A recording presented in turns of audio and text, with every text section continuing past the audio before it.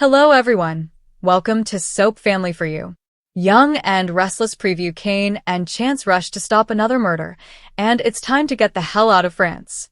All of Kane's conniving and planning is about to blow up in his face, as his trusted man, menial, Carter, easily has an unhealthy preoccupation with his master. The rearmost exercise for young and restless teases that the trip to France is over, and everyone could be headed back to Genoa City in no time. We're guessing that most of them no way want to take a lift on a train ever again.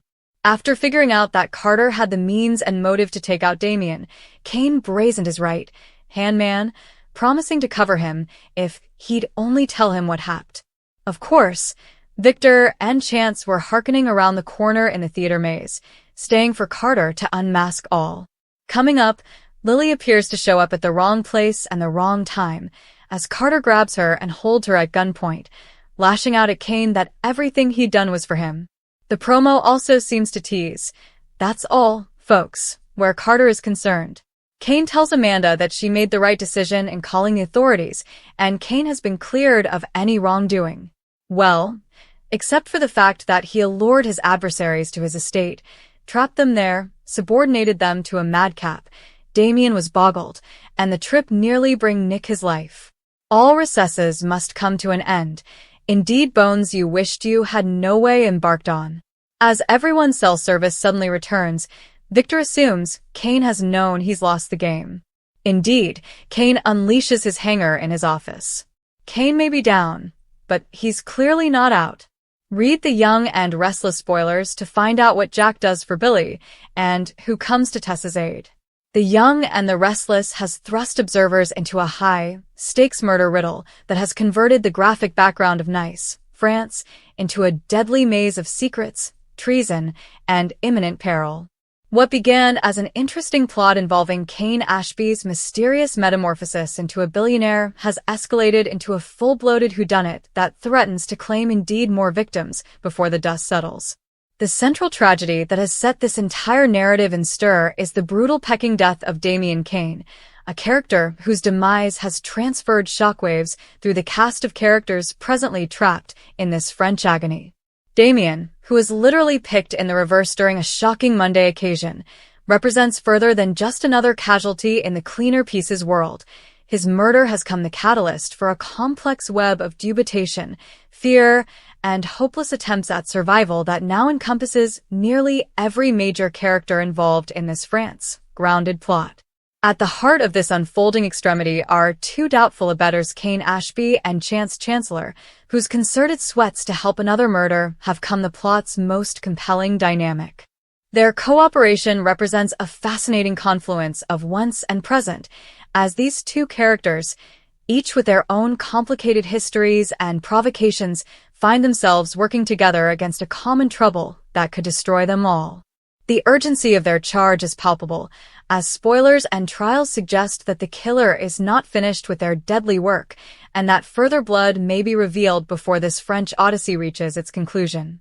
The fact that Kane, who has experienced a dramatic metamorphosis into a fat and influential figure, is now working alongside Chance, a character known for his investigative chops and moral compass, creates a compelling narrative pressure that speaks to the show's capability to bring together distant rudiments in service of a larger, more dramatic story. The murder of Damien Kane has created a ripple effect that extends far beyond the immediate crime scene, casting dubitation on nearly every character present in France and forcing them all to defy uncomfortable trueness about themselves and each other. Nick Newman has set up himself at the center of this whirlpool, arising as the primary suspect in Damien's murder after a bloody dagger was discovered in his restroom, a development that has transferred shockwaves through the Newman family and raised serious questions about how deep this conspiracy might run.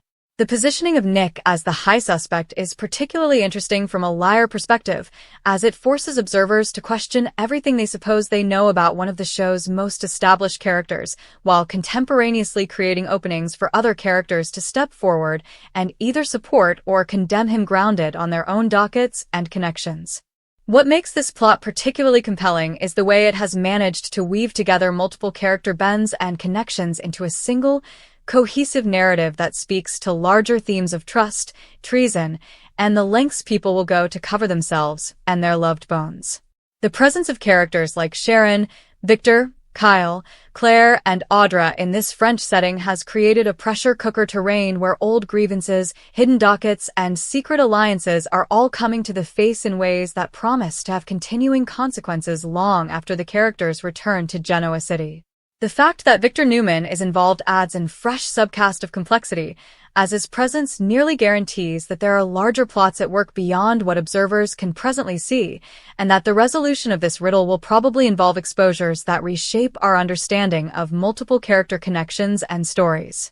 The disquisition itself has come a character in its own right, with Chance Chancellor taking the lead in trying to uncover the verity behind Damien's murder, while contemporaneously working to help fresh casualties.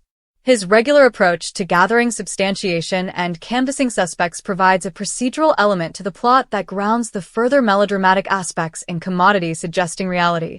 Indeed, as the cleaner pieces format allows for the kind of dramatic exposures and last, nanosecond twists that keep observers on the edge of their seats. The dynamic between Chance's investigative instincts and Kane's bigwig knowledge of the colorful players and their provocations creates a cooperation that's both effective and dramatically satisfying, as each character brings different strengths and perspectives to their participated charge of stopping the killer before they can strike again. The French setting itself has come more than just a fantastic background for this plot. It has come an integral part of the narrative structure that isolates these characters from their usual support systems and comfort zones, forcing them to calculate on each other in ways that might not have been possible in the familiar confines of Genoa City. The maze, such like quality of the French position, both literally and directly, serves as a perfect representation of the complex web of connections and provocations that the characters must navigate as they try to separate verity from deception and identify the real killer before they can strike again. This sense of geographical and emotional insulation heightens the stakes vastly, as characters who might typically be suitable to call upon expansive coffers and support networks find themselves having to make do with whatever and whoever is incontinently available to them. The exercise's emphasis on the urgency of getting the hell out of France speaks to a growing recognition among the characters that their current situation is untenable and potentially fatal, and that their stylish chance of survival may lie in rooting themselves from this deadly script as snappily as possible. Still, the logistics of such an escape are complicated by the ongoing murder disquisition, the colorful particular and professional scores that brought them to France in the first place, and the veritably real possibility that the killer is among their own group, making any attempt to leave together potentially dangerous for everyone involved. This creates a fascinating dramatic pressure between the characters' desire to flee to safety and their need to see justice done, while also addressing the practical considerations of how a large ensemble cast can be gracefully transitioned from a transnational position back to the show's primary setting.